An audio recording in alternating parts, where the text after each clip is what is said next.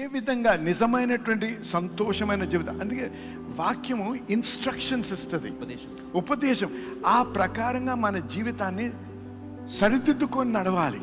నేను సరిగ్గా నా భార్యను ట్రీట్ చేయకపోతే అక్కడ నేను సారీ అని అడగాలి. అడగడమే కాదు, మారాలి కూడా. ఏ విధంగా ట్రీట్ చేయాలి, భర్తని గౌరవించకపోతే అంతే.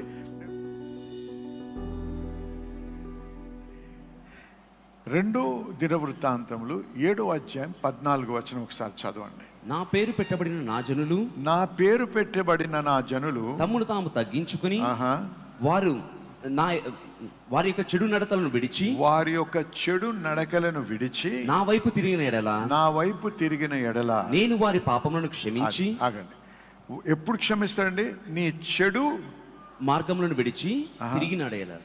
ఇంగ్లీష్లో టర్న్ ఫ్రమ్ యువర్ వికెడ్ వేస్ అన్నాడు. అంటే నీవు చేయుచున్నటువంటి తప్పుడు పనులు నీ మనస్సుకు తెలుసు, నీ కాన్షియస్కి తెలుసు, నీ మనస్సాక్షికి తెలుసు నువ్వు ఏం తప్పులు చేస్తున్నావు, ఎక్కడ నువ్వు దేవుని దుఃఖపరుస్తున్నావు, ఎక్కడ నువ్వు దేవుని వాక్యానికి విరుద్ధంగా నడుస్తున్నావు నీకు తెలుసు. అది కప్పిపుచ్చకు. కప్పిపుచ్చినట్టయితే దేవుడు నిన్ను దీవించలేడు.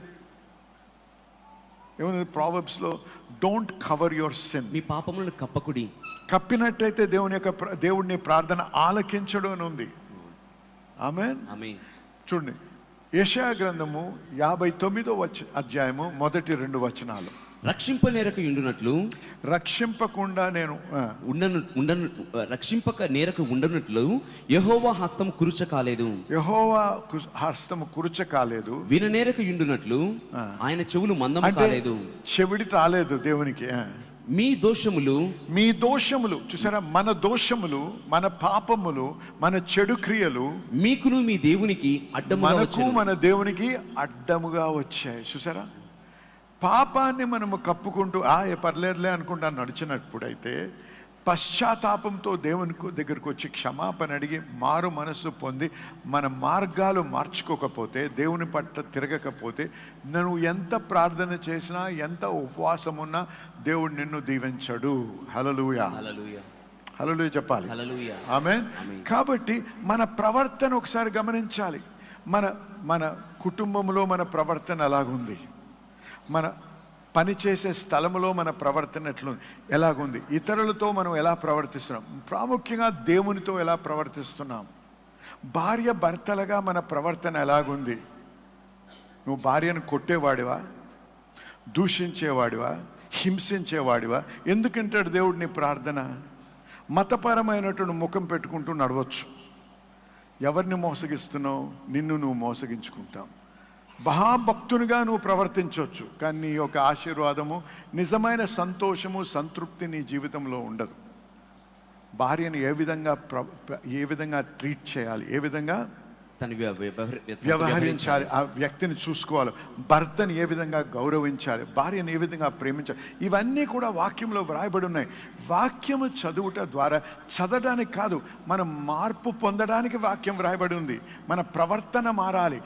నా కల్చర్ ఇదే అండి, ఈ విధంగా నేను పెంచబడ్డాను, ఇది ఇంతే అంటే నువ్వు మారు మనస్సు కలిగిన వ్యక్తివి కాదు. నువ్వు ఎలా పెంచబడ్డా, నువ్వు మంచైనా చెడైనా, అది వాక్యానుసారంగా ఉందా లేదా గమనించాలి. అది వాక్యానుసారంగా లేకపోతే మన మార్గాల్ని మనం మార్చుకోవాలి, మన ప్రవర్తన మారాలి. హల్లెలూయా, హల్లెలూయా. మన వైవాహిక జీవితంలో అత్తమామలతోని ఒత్తిడిలో ఉండకూడదు. అనేక సార్లు అనేక మంది కుటుంబాల్లో వైవాహిక జీవితంలో గొప్ప సమస్యలు వస్తుండే. ఎందుకు? కుమారుడి యొక్క తల్లి జోక్యం చేసుకుంటూ ఉంటుంది. హలో, నేను చెప్పే సత్యం అయితే ఆమె చెప్పండి. సాధారణంగా కొడుకు తల్లి హింసిస్తూ ఉంటుంది మన కల్చర్లో. ఎందుకు? నా కొడుకుని దొంగిలించాడు ఈమె. నిజం, అబద్ధం కాదు కదా, మీకు తెలుసు కదా నేను చెప్పేది నిజమేనా? అక్కడ మనం జాగ్రత్త ఉండాలి. ఇక్కడ జ్ఞానం కావాలి. ప్రభా, నా తల్లిని నేను బాధ పెట్టలేను, నా భార్యను బాధ పెట్టలేను, కానీ అనేక మంది భార్యను బాధపడతారు. ఎందుకు? తల్లి దగ్గర నిలబడలేరు కాబట్టి. వెన్నుపూస లేనటువంటి వ్యక్తులు. ఆమెను చెప్పండి. ఆడవాళ్ళన్నా ఆమెను అనాలి కదా, మీ తరఫున మాట్లాడుతున్నాను నేను.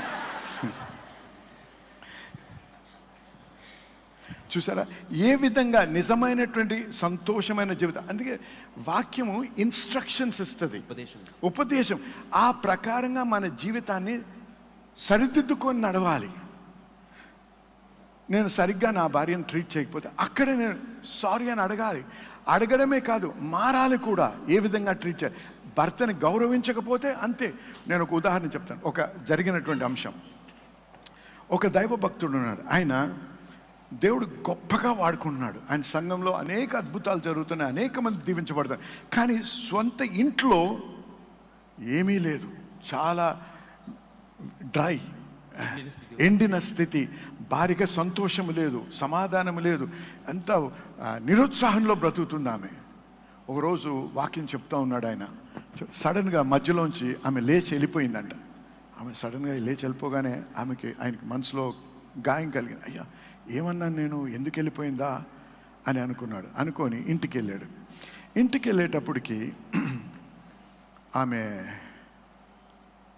భోజనానికి భోజనానికి కూర్చొని టేబుల్ మీద కూర్చోబెట్టి చాలా ఖరీదైన, ఇంట్లో అన్నిటికంటే ఖరీదైనటువంటి కట్లరీ, ఆ ప్లేట్లు ఏంటి, నైఫ్స్ ఏంటి, ఫోర్క్స్ ఏంటి, అవన్నీ పెట్టి కూర్చో అన్నది. ఏంటి ఇదంతా కొత్తగా చేస్తున్నావు అని. కూర్చో అన్నది. కూర్చొని ఆమె నిలబడి అన్నీ వడ్డించిందంట. ఆయనకి ఏం అర్థం కావట్లేదు ఏంటి ఇదంతా అని. అప్పుడు మోకాలుండి నన్ను దీవించు అన్నది. నేను ఇంతవరకు నిన్ను నా భర్తగా స్వీకరించాను కానీ ప్రవక్తగా స్వీకరించాను, నన్ను క్షమించు అని అడిగిందంట. ఆ రోజు నుంచి ఆమె జీవితం మారిపోయిందంట. హల్లెలూయా. అలాగా భార్యలు భర్తలను గౌరవించాలి, భర్తలు భార్య కొరకు ప్రాణము కూడా ఇవ్వాలి అని వాక్యంలో ఉంది కదండి. భర్తలు ఆమెను అంటం లేదు.